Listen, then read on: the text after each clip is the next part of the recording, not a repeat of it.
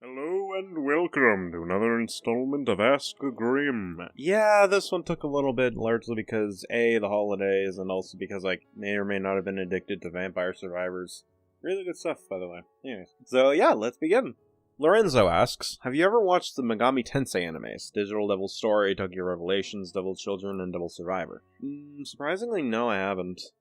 I'll add that to the list, though, of shows I need to watch, which is slowly becoming a major backlog.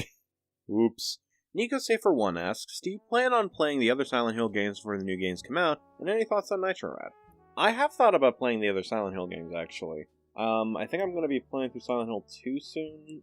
I don't know if I'm going to be streaming that or not, just because the entire plan has been all over the goddamn place. But yeah, I plan on playing that. I might play 3. We'll see. But yeah, I have plans on playing some of the other games before the new releases. I'm definitely not playing the remake of Silent Hill 2, that's for sure. Anyways, I think I've seen Nitro Rad at one point. It was I don't know about their current content, though, but I've heard good things about it, so maybe in the future. Dan Alek asks, who's your favorite and least favorite player, Survivor-wise, both game and personality-wise?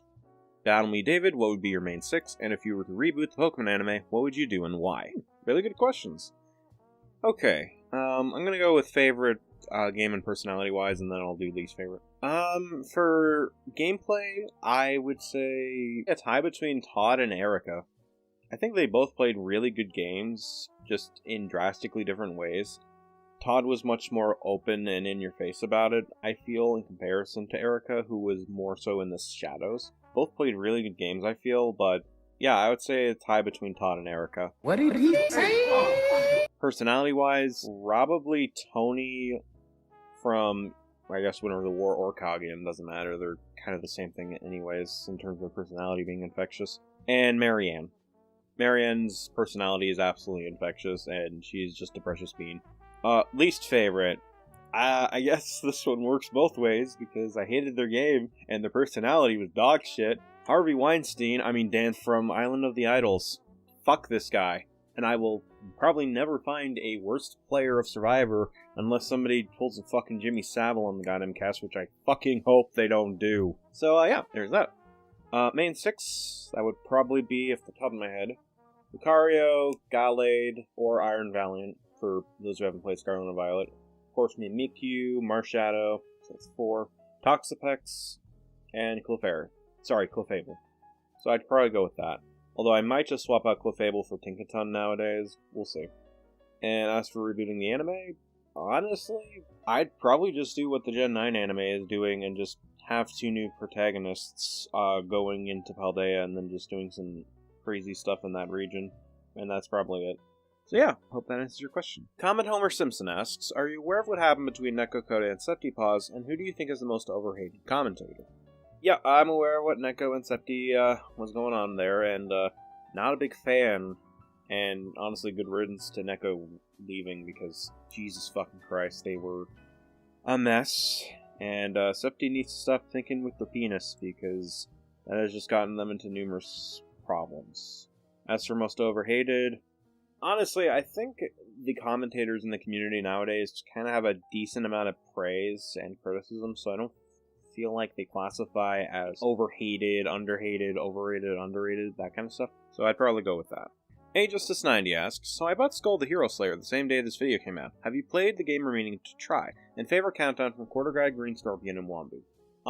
I have Skull in my wishlist. I will probably get it at some point. For now, though, I have way too many games in my backlog, so I will get to that in the future. But I'm meaning to try it. Haven't touched it yet, though. As for favorite content from the Quarter Guy, Green Scorpion, and Wombu, let's see.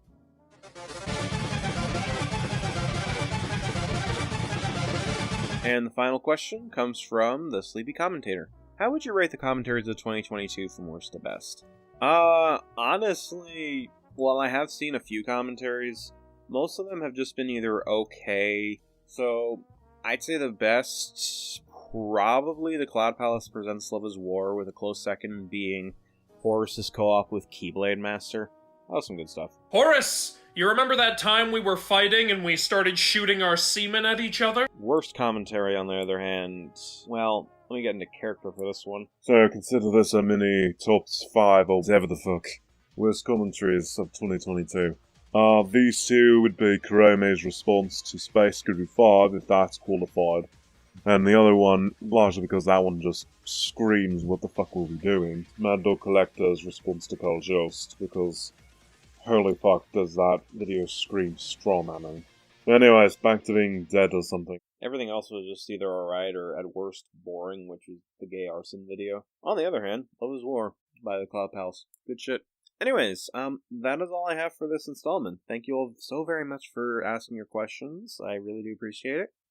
And I hope to see you in the new year with another installment of Ask a Grimm. Like always, if you have any comments or questions, let me know in the comments below, and I will see you in the new year. Until then, have a happy holidays, and take care.